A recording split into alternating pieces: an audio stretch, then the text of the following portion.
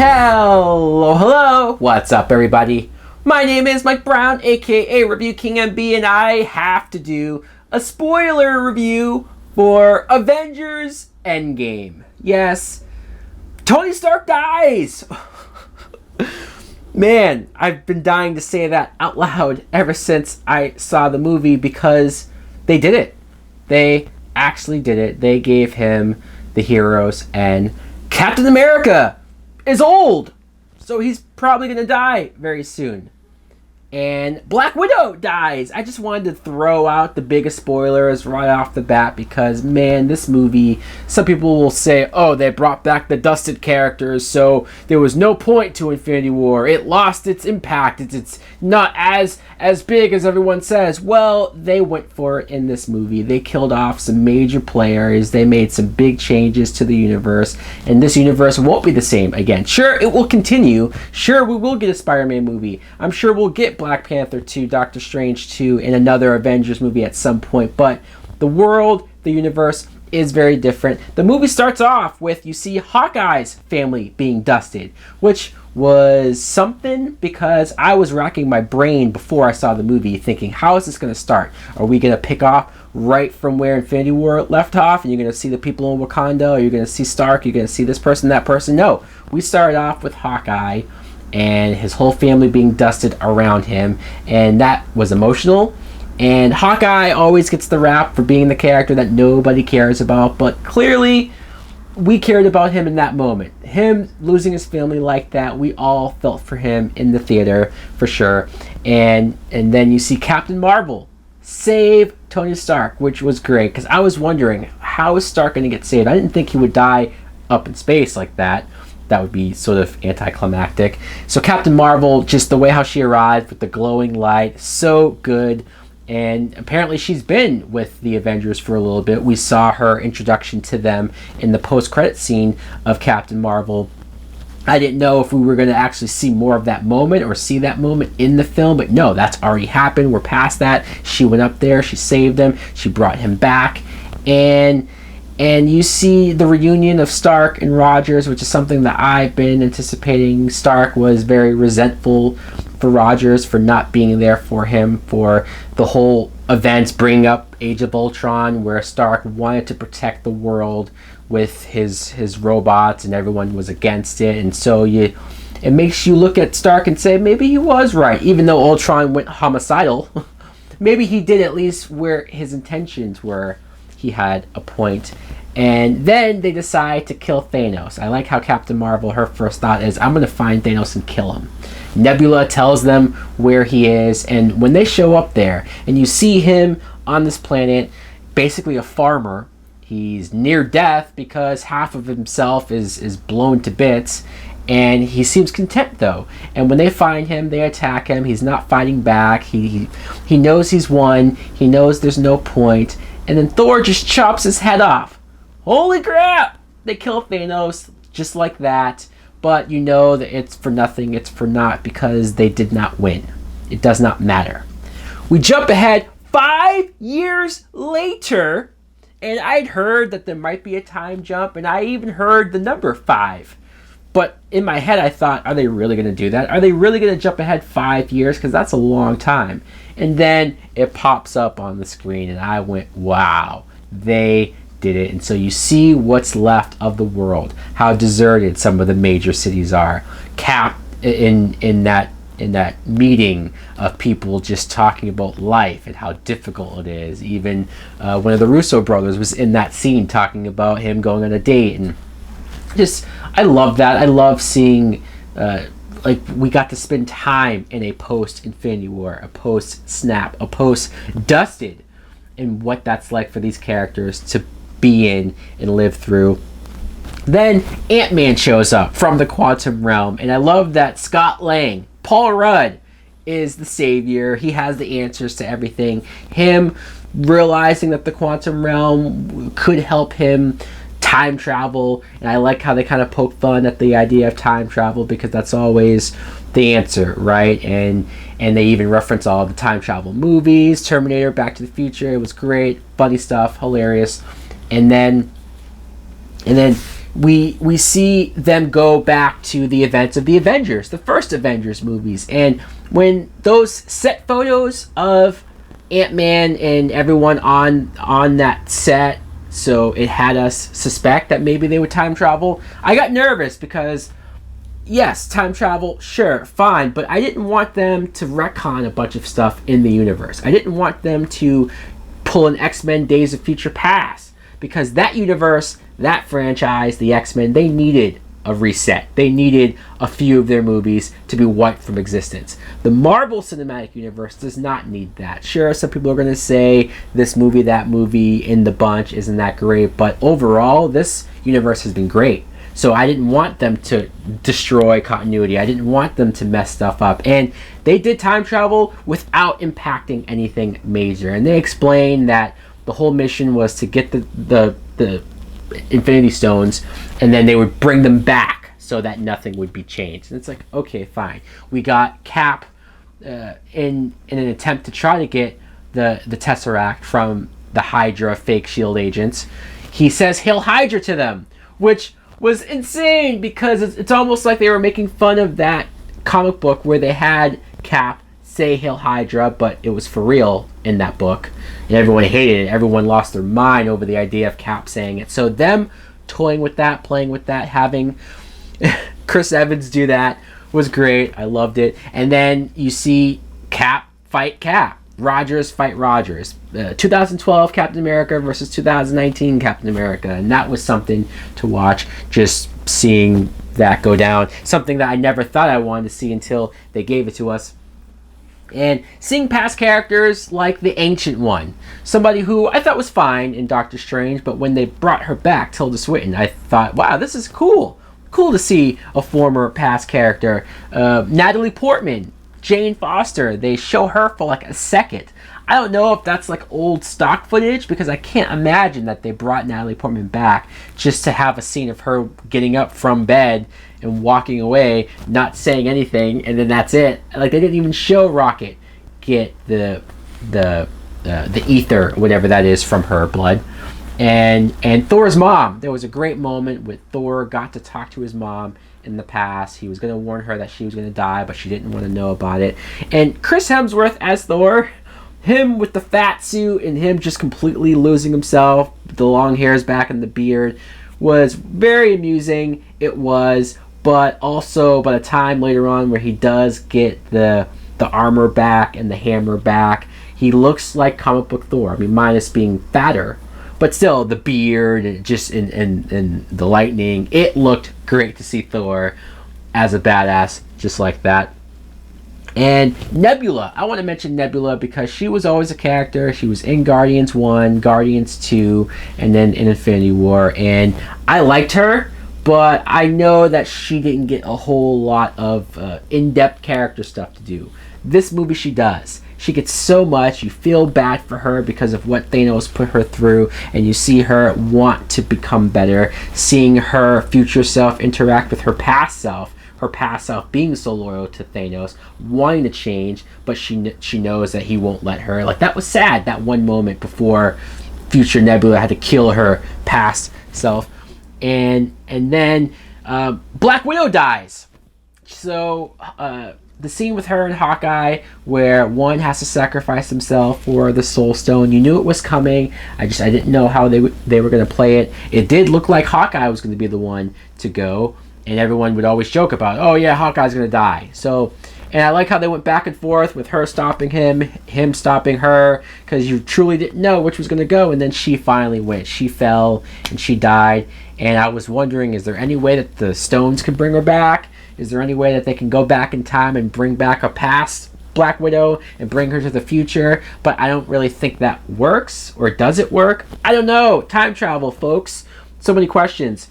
The Hulk is able to wear a version of the gauntlet, really Iron Man's hand with the stones in it, and it hurts him, but he snaps and he brings back our dusted characters. And the moment when first it was Falcon who radioed to Cap, and that's when we realized, holy crap. I mean, I know Hawkeye's wife called her, but I'm talking about our heroes fully being back and all those portals opening up, and then their own army going up against Thanos' army.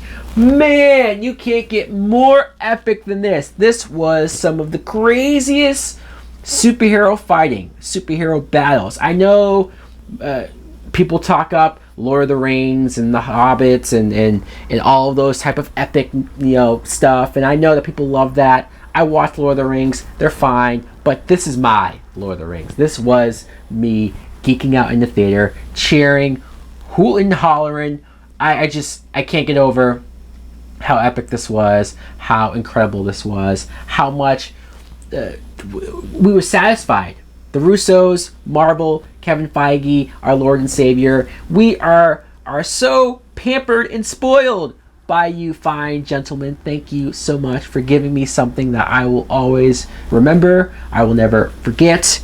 And seeing 2014 Thanos, because again they killed the more present Thanos, so seeing Thanos back in his prime with the armor and that driven Thanos back again, which reminds you of how unstoppable he was from the last movie, that was great as well. That's the Thanos that you want to see them go up against and want to see them battle. The shot where Cap, Iron Man, and Thor are walking up to him and having that fight with him, it's just, there's so many moments I can go through. Captain Marvel making her grand reappearance and destroying his ship, the big female hero moment, all of the strong female characters bowing up front and center and doing what they're going to do, and the crowd cheered for that, so who knows, they might be setting something up. And then Tony Stark, when he put the gauntlet on, well, Doctor Strange gives him a look.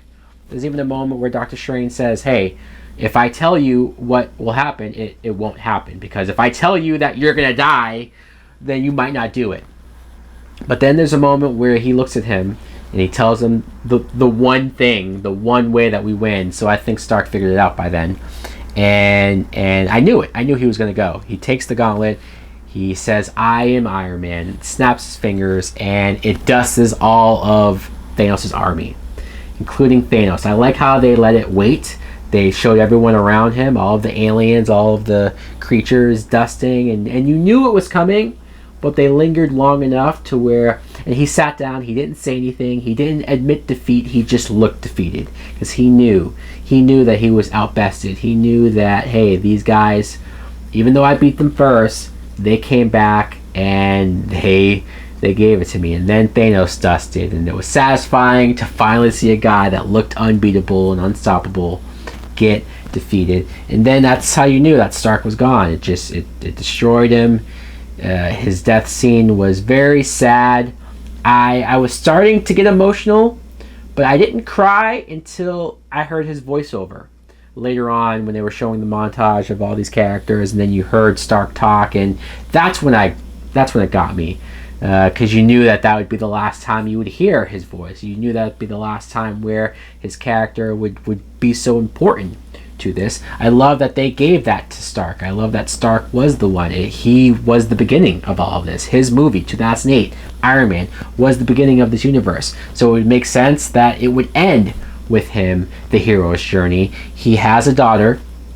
So I thought the beginning of this movie where he was against the time travel, that it would mean he would have to wipe away his daughter from existence. They figured out a way to where he didn't have to do that, where they could keep the events of the 5 years, and I have questions about that. I do, like logic questions. For example, so Scott Lang's daughter Cassie, you see that she has aged 5 years. She's a teenager now, or close to it, so she's older. And but then when Peter Parker comes back, Spider-Man, first of all, his reintroduction, everyone cheered. It was great to see him and see Tom Holland back. Again, we knew because of the Far From Home trailer that he was coming back, but it was still satisfying to see it. But then you see him go to high school, and Ned, his friend Ned, hugs him and welcomes him, and Ned is acknowledging that he thought that he was dead, or acknowledged that he was gone. So I'm confused, because if 5 years have passed, then Ned shouldn't be in high school anymore, right? Wouldn't he be in college by now? So does that mean Peter is now just jumping ahead in college? Because Hawkeye's family, they didn't age. They stayed the same age as they were when they got dusted, because the people who got dusted, there was no time difference. It just felt like they passed out and then woke up. So, again, I'm confused. The world does acknowledge the fact that they know these people were gone. So, again, I don't know. I don't know if that's going to be explained, or I don't know if we're just going to ignore that. It might be a plot point issue. It might be a continuity issue. But at the end of the day, everything else was done so great that I had to acknowledge it, because people are going to say, see, you're just being a Marvel shill if you don't acknowledge any continuity problems or plot point problems. Look, I acknowledged it, but I also don't care. I don't really care, because this was so amazing as it was. Steve Rogers, I knew this was going to happen. Like, I was wondering when he was going to go back and bring the stones back. I had a feeling he wasn't going to come back. And then I immediately knew that he went back to be with Peggy. I knew it. But I was not expecting to see him as an old man sitting on that bench. It was sad, but it was a more happy ending sad, just because you knew that was the end. It was confirmation. It wasn't seeing the character die, and I'm glad we didn't see him die, but seeing him old just confirmed that, hey, this is going to be it. This is the last time we're seeing Captain America. How did I not mention Captain America picked up the hammer? He picked up Thor's hammer, used it in battle against Thanos. That was great. It showed that Cap is worthy, and not only that, it confirms that he could have picked up the hammer in Age of Ultron, but he didn't do it because he didn't want to embarrass Thor. And Thor even said, I knew it, because in the back of his mind, he knew that Cap could pick it up. That was great, man. It was... I know we showed that Vision can pick up the hammer, but this was such a big moment for Cap. We all knew that he was true and virtuous and just was a good human being. So it made sense that he would be that guy. Him giving Sam, the Falcon, the shield, and basically saying, you're now going to be Captain America. That was great as well, because for the longest time, people would debate, is it going to be Bucky? Is it going to be Sam? I think they made the right decision. I think Sam, sure, Bucky is his longest friend, but, Sam also doesn't have a track record of assassinating people. Not Bucky's fault, but still, Sam was the right guy to get the shield, to get the mantle. I assume now the Disney Plus show with Sam and Bucky, you will see Sam with that shield and seeing them go off and do what they do, so that's going to be great.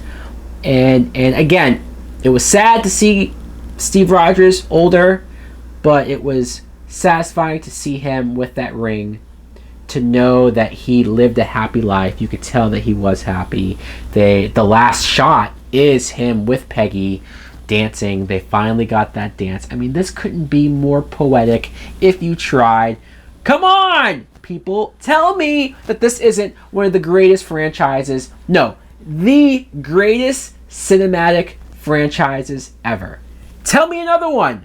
Try to argue that Star Wars is better than this. Try to argue that Lord of the Rings is better than this. Try to argue that the DC universe is better than this. And I'm not trying to bash DC. Look, I love DC. I have Batman stuff all over the place. It's not about that. It's about care. It's about consistency. It's about doing things the right way and treating your fans with respect. Treating us like we're like we deserve what we got. And also, I want to mention great Stan Lee cameo, his last cameo, but it was nice to see him younger because it was in the 70s. The same scene where Stark interacted with his father. So there's so much stuff that I could talk here about. There was no post-credit scene, no mid-credit scene, so people were a little upset having to sit through the credits for that, but I was fine with it. Look, how can you be upset?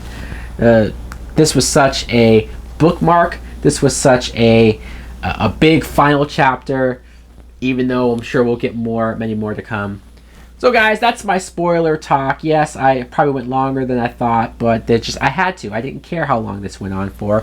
I had to geek out. I had to go crazy over how emotional, how satisfying, and how happy this movie made me. So guys, let me know in the comments below. Spoiler time here. What did you think of the film? What was your favorite moment of the movie? Did you cry? Who are you more sad to see go? Tony or Rogers? And you probably don't even have to pick, but I'm just going to ask that anyways. Thanks for watching. Like, comment, subscribe. Man, later.